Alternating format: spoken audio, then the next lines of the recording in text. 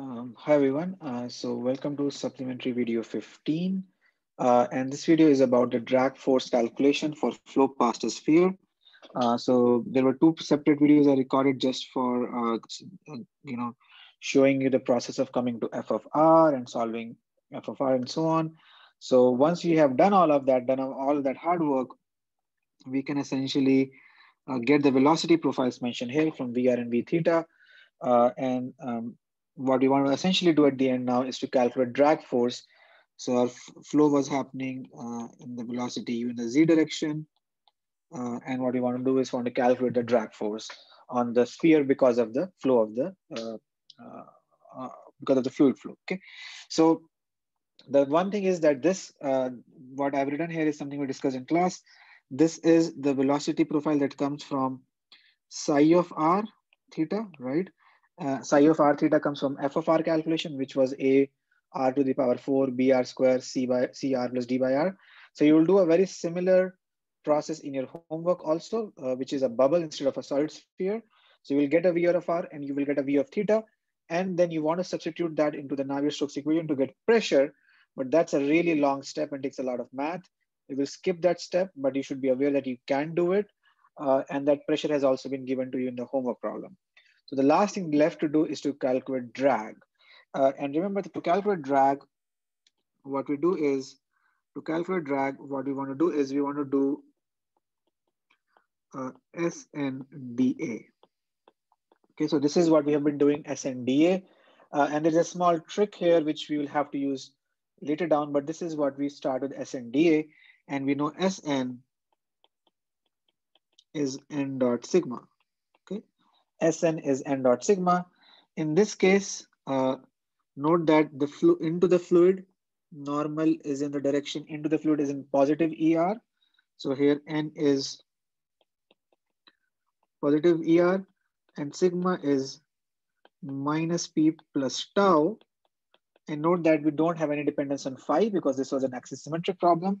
So we only have r and theta, or you can verify this will become 0 minus p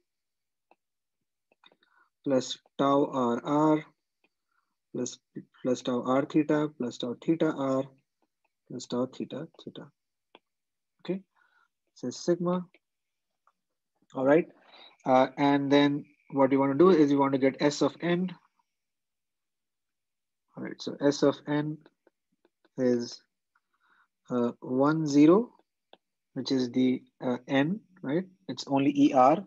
So this is, just to clarify, this is ER. The first row, it's like the ER E theta. There is no phi, so 1 0, and then we have minus p plus tau r tau r theta tau theta r minus p plus tau theta theta. Okay, and finally we get this minus p plus tau r er plus tau r theta e theta. I hope you are now comfortable with seeing, we have done this several times now, many videos and many homework problems on how to do this. So we get this final as an expression. Okay, and this is all to be evaluated at r equal to capital R. Okay, all right, so this is what we are doing, Sn n dot sigma and ER, and then sigma is minus P delta, which is the identity matrix, plus tau R theta theta, and so on. And finally, we get this. So we want to essentially calculate, pressure at R. We want to calculate pressure at R equal to R, okay? And the pressure at R equal to R is this here. So we'll put R equal to R and simply pressure here. So we get minus 3 by 2 mu u by R cos square theta. Okay. And now we want to calculate tau RR. So tau RR, if you look in table 6-6, and please do this, don't skip these steps. This is very important to actually go through all of these steps. In your homework, you will see some of these values will be non-zero, even though they will be zero in this example. Some of these will be non-zero. So just make sure you are going through all the steps carefully. So tau RR is 2 mu del B R by del R. Okay. At R equal to capital R is tau RR. And note that there is a del dot v term in the book, but del dot v is 0 because we are using continuity and constant row. That is a more general equation given in the book. So this is the tau RR. And we have del v r by del r. So del v r is here. So let's try to take the derivative of this, okay, and this, okay. So let's do that. Del v r by del r. So we have 2 mu u cos theta. There was minus 3 by 2 r by r, so that will become 3 by 2 r by r square, okay. And then we had by r cube, so it will become minus 3 by 2 uh, r cube by r is power of 4, okay, at r equal to capital R, and this essentially clearly goes to 0, or tau RR comes out to be 0, okay. So we simply get that term drops out, this term drops out, and we don't have to evaluate this. Next we evaluate tau r theta, tau theta r, tau r theta, which in the book is given as mu into r of del by del r v theta by r plus 1 by r del v r by del theta, okay, del v r by del theta. All right, so this has to be calculated at r equal to r also. So again, we use table 6.6. This is both are given in table 6. This is a definition. Now, one thing we can check is del Vr by del theta will essentially del Vr by del theta will give me u sine theta. Okay, I'm now taking a different derivative, but inside the term will remain the same because the dependence on r will remain the same. So when I substitute small r is equal to capital R, I'll get u sine theta times the factor which is 0. So I'm not showing this, but I mean basically what I'm trying to say is this will become 1 by r u sine theta into 1 minus what's 1 minus 3 by 2 r by r plus r by r whole cube. Okay, let's do this again.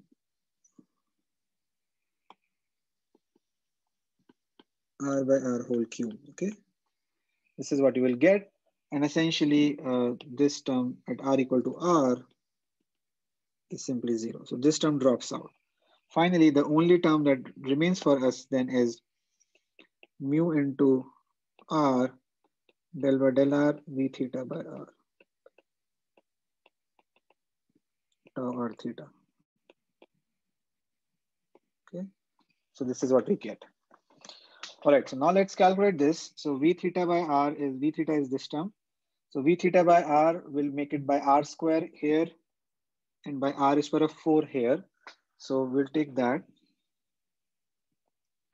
So let's do this together. And I'm doing this with you. I don't have any notes, so I'm doing this all with you here. V theta by r to check this. So let's see. So it's minus u sine theta, and then we take a v theta by r and take the derivative. So this becomes del by del r of theta by r becomes minus u sine theta. Okay. So the first term is not going to be 0, right? Because now we have v theta by r. So it's 1 by r. So derivative of 1 by r square is minus 1 by r square. Okay. Minus 1 by r square plus 3 by 4 r by r square. So we'll get r cube, essentially minus 3 or minus 2. So plus 3 by 2 plus 3 by 2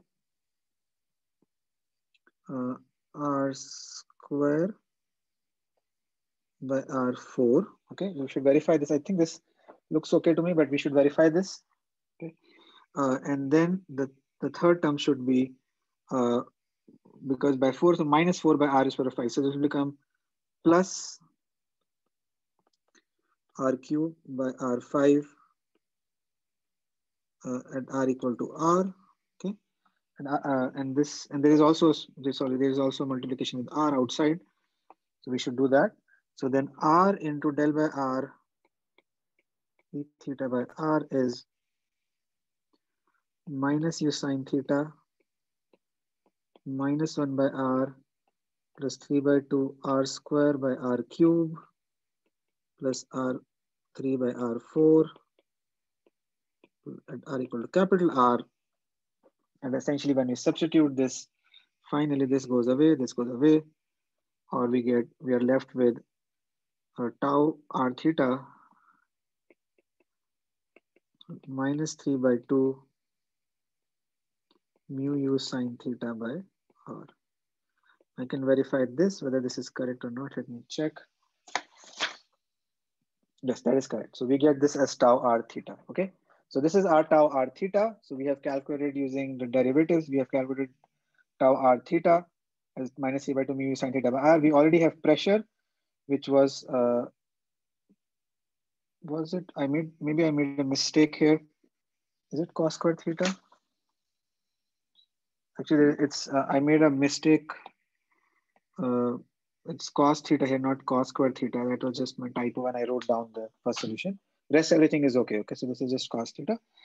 So finally, we get S of n. S of n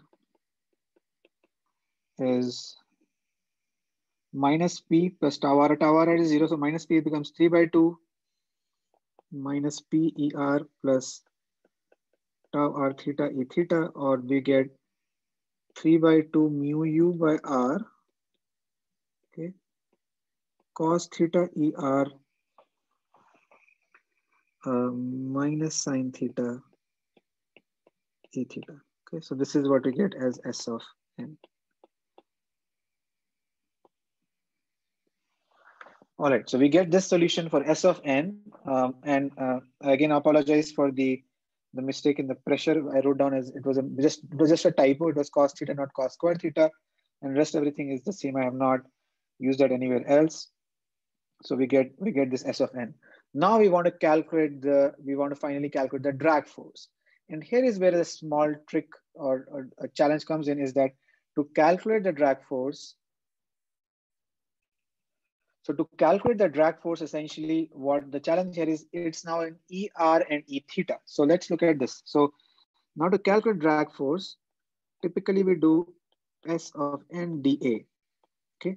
Now the challenge here is that this S of n is in ER and E theta, and they are not Cartesian coordinates. They're actually coordinates which are, in the spherical geometry, or your ER is in this direction and E theta is in this direction, right? So they actually vary with the position you go. They are not constant coordinates. They actually change the description of ER and E theta changes.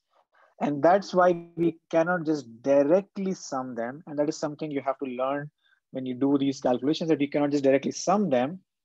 So this is basically, this part is the ER part, right? And this part is the E theta part. And what we would like to do is actually sum them all in the EZ direction. So because the flow is happening in the Z direction, naturally the fluid will like to drag the sphere in the EZ direction. So what you want to do is essentially you want to sum them in the Z direction.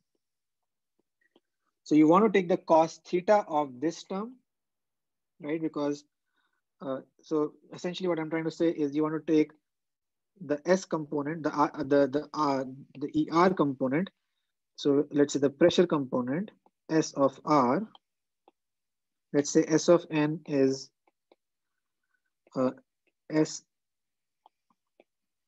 SRER plus S theta E theta. Okay. So we cannot sum them directly without really, summing them in a coordinate system which does not move around.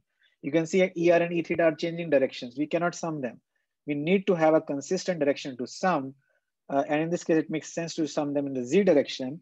So what we want to say is SR cos theta will be easy. Okay. And if ER is making an angle of theta with the vertical, then this will be making theta with the horizontal. Or you want to say minus sine theta, because z is in the plus direction. So you want to make s theta sine theta is z. Okay. This is what you want to sum at the end, because they are both in EZ, and then we will be able to sum them. And this is a common mistake that a lot of students will get until this point correct, but then while trying to sum the drag force, there is this confusion. So note that because of ER and E theta, the ER and E theta directions are changing. We want to make a consistent direction, which is EZ. So finally, the drag force, we want to write FdZ. So I'll change my notation. I'll say FdZ is SR cos theta minus S theta sine theta into EZ into dA. Okay, now I can take EZ outside because EZ is not changing its direction, or you make it EZ. So this becomes 3/2 mu u by r. And there is a cos theta in this term, so it becomes cos square theta because there is SR cos theta. And this is minus sine theta. So because I'm also multiplying with minus sine theta, this becomes cos square theta plus sine square theta dA. Okay. Or finally, you get EZ 3 by, and this is equal to 1, 3/2 mu u by r dA. Okay, everything else is constant. And dA in this case is the surface area of the sphere, but let's try to write it maybe a little bit more, r square sine theta d theta. Okay, so this is what we're writing is this surface area, this ring area of any ring at a theta, and that's the area. So in your homework problem, you will not get something like cos square theta plus sine square theta equal to 1. Instead, you will have something dependent on theta. So you want to substitute this there, and then so in this case it's a little bit easy to see, but there may be slightly more trigonometry. Mu u by r, and here you will get 2 pi r square minus cos theta 0 to pi, or finally you get EZ into 3/2 mu u by r 4 pi r square, or essentially at the end we get 6 pi mu u r EZ, and that's your drag force. Okay, this is a very important calculation, how we have gone to do all these calculations. So let me repeat what we did. We started with saying we have calculated VR and V theta from the stream function, which is what is used for 2D flows. Then the pressure profile is, let's say, given to us. We don't have to derive it ourselves. And I made a small error of the typo here, so just make sure you don't get confused by that. Then we went ahead further and calculated the stress vector, which is minus P plus tau r ER plus tau r theta E theta. Then, well, given the velocity profiles, we found tau r to be 0. It will not be 0 in your homework problem, so note that. Then we found a value of tau r theta. And then when we substituted that, we found the value of stress vector at the surface. It had two components in ER and E theta. We said ER and E theta are actually changing its direction, so we can't sum them directly. So we took their components in the EZ direction, and that's what we did. We took their components in the EZ direction, cos theta and minus sine theta, and with that, basically, we were able to calculate at the end this. And dA is the area of this ring. This area of this ring is r square sine theta, 2 pi r square sine theta, 2 pi r square sine theta d theta. This is something you may not have seen before, and just remember this as a result. And when you do, you will be able to calculate the drag force. One small comment that is left at the end is form drag and skin drag. So form drag and skin drag, form drag and skin drag. The form drag is the pressure contribution,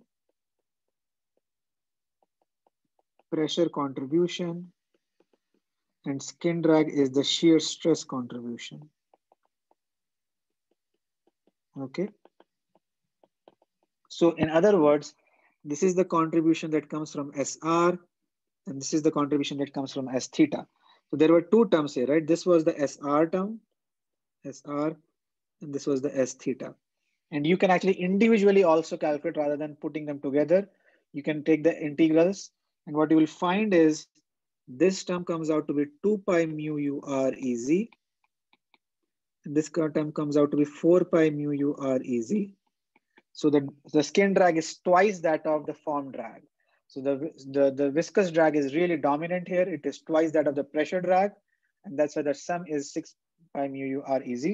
And this is known as the Stokes drag formula, very famous result in literature. Okay. So I hope this video was helpful. I went through all the calculations to make sure that you're able to follow. If there are questions, please write to me. This will be very helpful for your homework problem. And I hope that you are all able to get to finish the homework problem and are able to get the result for a bubble. Okay. If there are any questions, feel free to write to me, and I look forward to seeing you in the lecture.